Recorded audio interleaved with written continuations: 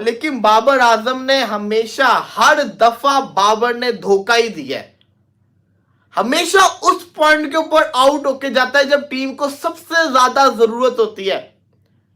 Team को सबसे ज्यादा शिद्दत से जरूरत होगी कि बाबर चले, बाबर साहब आउट होके चले जाते हैं। इस पूरी टेस्ट सीरीज के अंदर बाबर उस पॉइंट के ऊपर आउट हुआ है जब पाकिस्तान को बाबर की जरूरत थी। जब पाकिस्तान 4-5 आउट हुए होते थे तो बाबर आउट होके जाता है। आज लग रहा था कि अच्छे टच के अंदर आया हुआ है। आज लग रहा था कि नहीं यार, ये आज एक अच्छे टच के अंदर खेल रहा है जनाब। क्या कवर ड्राइव के चक्कर के अंदर सीधा कैच देके चले गए। ये बाबर आजम को बनी बना दिया उसने, एब्सोल्युटली बनी बना दिया है ये नहीद राना ने। और ये अभी तो मार्क वुड वगैरह ने आना है, उनका तो एक्सपीरियंस भी ज्यादा है और शायद कि पेस भी ज्यादा है। वो तो 150 पे कंसिस्टेंट बॉलिंग करता है। और अगर पाकिस्तान हाँ जी रिजल्ट ओरिएंटेड पिचेस बनाएं, ग्रीन पिचेस बनाएं, ऐसी पिचेस बनाएं, वैसी बनाएं, तो भाईजान तुसी किस भी तरह की पिच बना लो, ये पाकिस्तान की जो हालत है ये इनके बस का नहीं है। तो ग्रीन पिच बन गई है। अब ग्रीन पिच पे ये शक्ल छुपाते फिर रहे हैं कि हाँ जी हमने बैटिंग करनी कैसे है। 16 बारियां कम होती हैं। लोग कहते हैं कि जी आप बहुत क्रिटिसाइज करते हैं जनाब बाबर को, तो ये 16 बारियां कम है। आज बॉटम लाइन ये है कि आप रोज आते हो, रोज अपने आप को जलील कराते हो, अपने मुल्क को जलील कराते हो, चले जाते हो, फिर आते हो, फिर इस तरह आ जाते हो, बिकॉज आपकी इंस्टिंक्ट मर चुकी है। आप वो कहते हैं ना कि you should have gone for the किल। वो किल के लिए जाना क्या होता है, वो खत्म हो चुका है। वो मादा ही खत्म हो चुका है हमारे अंदर से, वो जज्बा ही खत्म हो चुका है। ना आपको बॉलर में वो जज्बा नजर आता, ना बैटर में नजर आता, और किसी में कोई गट्स नजर नहीं आते कि कौन किस जगह पे खड़ा हुआ और कौन क्या करेगा। अब बांग्लादेश हारे या जीते, that does not matter here. The kind of the cricket we are playing, that it what it matters. अब बांग्लादेश यहां से हारे या जीते, बहुत सारे लोगों ने बांग्लादेश हार भी सकता है, वो फिर बॉलर्स का कमाल होगा कि बांग्लादेश को वो हरा दे ना हरा दे, इसमें बैटर्स का कोई क्रेडिट नहीं है।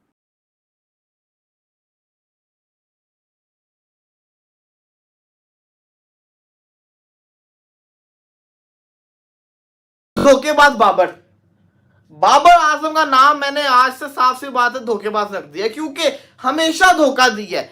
इतना इससे बाबर से मैंने प्यार किया है, इतना प्यार किया है, लेकिन बाबर आजम ने हमेशा हर दफा बाबर ने धोखा ही दिया है। हमेशा उस पॉइंट के ऊपर आउट होके जाता है जब टीम को सबसे ज्यादा जरूरत होती है। टीम को सबसे ज्यादा शिद्दत से जरूरत होगी कि बाबर चले, बाबर साहब आउट होके चले जाते हैं। इस पूरी टेस्ट सीरीज के अंदर बाबर उस पॉइंट के ऊपर आउट हुआ है जब पाकिस्तान को बाबर की जरूरत थी। जब पाकिस्तान 4-5 आउट हुए होते थे तो बाबर आउट होके जाता है। आज लग रहा था कि अच्छे टच के अंदर आया हुआ है। आज लग रहा था कि नहीं यार, ये आज एक अच्छे टच के अंदर खेल रहा है जनाब। क्या कवर ड्राइव के चक्कर के अंदर सीधा कैच देके चले गए। तो ये बाबर आजम को बनी बना दिया उसने, एब्सोल्युटली बनी बना दिया है ये नहीद राना ने। और ये अभी तो मार्क वुड वगैरह ने आना है, उनका तो एक्सपीरियंस भी ज्यादा है और शायद कि पेस भी ज्यादा है। वो तो 150 पे कंसिस्टेंट बॉलिंग करता है। और अगर पाकिस्तान हाँ जी रिजल्ट ओरिएंटेड पिचेस बनाएं, ग्रीन पिचेस बनाएं, ऐसी पिचेस बनाएं, वैसी बनाएं, तो भाईजान तुसी किस भी तरह की पिच बना लो, ये पाकिस्तान की जो हालत है ये इनके बस का नहीं है। तो ग्रीन पिच बन गई है। अब ग्रीन पिच पे ये शक्ल छुपाते फिर रहे हैं कि हाँ जी हमने बैटिंग करनी कैसे है। 16 बारियां कम होती हैं।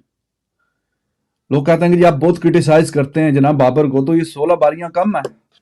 16 बारियों में हाईएस्ट जो है वो 41 है। एक इसने 50 तक नहीं किया। और जब टीम को बहुत जरूरत है, अगर तब नहीं होना तो फिर कब होना। नहीद राना कह के आउट कर रहा है बाबर आजम को, लिटरली वो कह के आउट कर रहा है। एक आधा चौका लग गया तो बस एक आधा चौके मारना है जनाब आपने। बाबर द किंग साहब ने परफॉर्मेंस बाबर द किंग साहब की ऐसी है कि पिछली 16 बारियों में एक 50 नहीं है। टोटल जो मैंने अभी आपको बताया ये वो 41 ऑस्ट्रेलिया के खिलाफ आ गया था मेलबर्न में। बाकी जो कहानी है वो आप कान यहां से पकड़ लो, कान यहां से पकड़ लो। आज बॉटम लाइन ये है कि आप रोज आते हो, रोज अपने आप को जलील कराते हो, अपने मुल्क को जलील कराते हो, चले जाते हो, फिर आते हो, फिर इस तरह आ जाते हो, बिकॉज आपकी इंस्टिंक्ट मर चुकी है। आप वो कहते हैं ना कि you should have gone for the किल। वो किल के लिए जाना क्या होता है, वो खत्म हो चुका है। वो मादा ही खत्म हो चुका है हमारे अंदर से, वो जज्बा ही खत्म हो चुका है। ना आपको बॉलर में वो जज्बा नजर आता, ना बैटर में नजर आता, और किसी में कोई गट्स नजर नहीं आते कि कौन किस जगह पे खड़ा हुआ और कौन क्या करेगा। अब बांग्लादेश हारे या जीते, that does not matter here. The kind of the cricket we are playing, that it what it matters. अब बांग्लादेश यहां से हारे या जीते, बहुत सारे लोगों ने बांग्लादेश हार भी सकता है, वो फिर बॉलर्स का कमाल होगा कि बांग्लादेश को वो हरा दे ना हरा दे, इसमें बैटर्स का कोई क्रेडिट नहीं है। बैटर्स का अगर कोई क्रेडिट है, आपके सारे सूरमाओं क्रेडिट है, तो उस तरह का करेक्टर शो करते हैं जिस तरह कल क्रैम्पिंग लतनदाज शो कर रहा था कि उसको क्रैम्प्स पड़े जा रहे थे, वो जमीन पे गिरा जा रहा था, लेकिन वो हार नहीं मान रहा था क्योंकि उसको पता था कि मैं मेरा एंट्री पॉइंट का 26 पे 6 पे आया था। 165 की पार्टनरशिप खेल के भी वो कैरिड अवे नहीं हुआ कि चलो जी 165 की पार्टनरशिप तो हमने लगा दी है। और इतनी दफा मैं बता थक गया हूं, मैं क्या थक गया हूं भाई साहब, कि पाकिस्तान का बाबर आजम तब ही रन्स करेगा जब वो अपनी टाइमिंग की तरफ नहीं, जब वो अटैकिंग क्रिकेट खेलेगा तभी वो डोमिनेट कर पाएगा, और कुछ नहीं हो सकता। लेकिन इसको समझ ही नहीं आ रही, इसको ये चीज समझ ही नहीं आ रही कि जिसको कहते हैं ये नहीं करना। आउट पे आउट होके जाए जा रहे हैं। नहीद राणा से फिर से आउट हो गया, उस बंदे से आउट हो गया जिससे आउट नहीं होना चाहिए था। अब बाबर करे तो करे क्या यहाँ पे, पाकिस्तानी फैंस करे तो करे यहाँ क्या पे। मैं तो कह रहा हूं कि भाई साहब अब बाबर को रेस्ट दे दो, साफ सी बात है, अब दे दो बाबर आजम को रेस्ट, क्योंकि जो इसका हाल चल रहा है ये सही नहीं है। पाकिस्तानी टीम जिसको कहते हैं ना इतनी पुअर क्रिकेट खेले, लो सोने पे सुहागा। वीडियो को यहाँ तक देखने के लिए आप सभी का शुक्रिया। जैसे कि आप लोगों ने इस वीडियो में देखा कि बाबर आजम एक और बार बांग्लादेश के खिलाफ प्रदर्शन करने में नाकाम रहे। दूसरे टेस्ट के दूसरे इनिंग में भी बाबर आजम 11 रन पर नहीद राणा का शिकार बने। सबको ये उम्मीद थी कि बाबर आजम इस सीरीज के लास्ट इनिंग में परफॉर्म करेंगे, पर वही चीज़ रिपीट हुई और बाबर आजम इस सीरीज में पूरी तरह फ्लॉप रहे।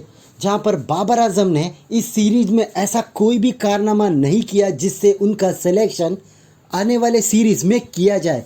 वहीं पर अब पाकिस्तानी मीडिया बाबर आजम को धोखेबाज का टैग दे रहा है, क्योंकि बाबर आजम हमेशा क्रंच सिचुएशन में आते हैं और अपना विकेट फेंक कर पाकिस्तान को ऐसे ही बीच में छोड़ जाते हैं। जहां पर अब बाबर आजम को निकालने के बारे में भी अब पाकिस्तान क्रिकेट में चल रहा है। जैसे कि शाहीन शाह अफरीदी और नसीम शाह को निकाला गया इस दूसरे टेस्ट मैच से, ऐसा लग रहा है कि आने वाले टेस्ट सीरीज में बाबर आजम का सिलेक्ट होना बहुत ही मुश्किल है। ऐसे ही भारत और पाकिस्तान के क्रिकेटिंग वीडियोस के लिए हमारे चैनल को सब्सक्राइब करें, हमारे सभी वीडियोस को लाइक करें और बेल आइकन दबाना बिल्कुल भी ना भूलें, ताकि हमारे सभी नए वीडियोस के नोटिफिकेशन आपके पास सबसे पहले पहुंच जाए। धन्यवाद।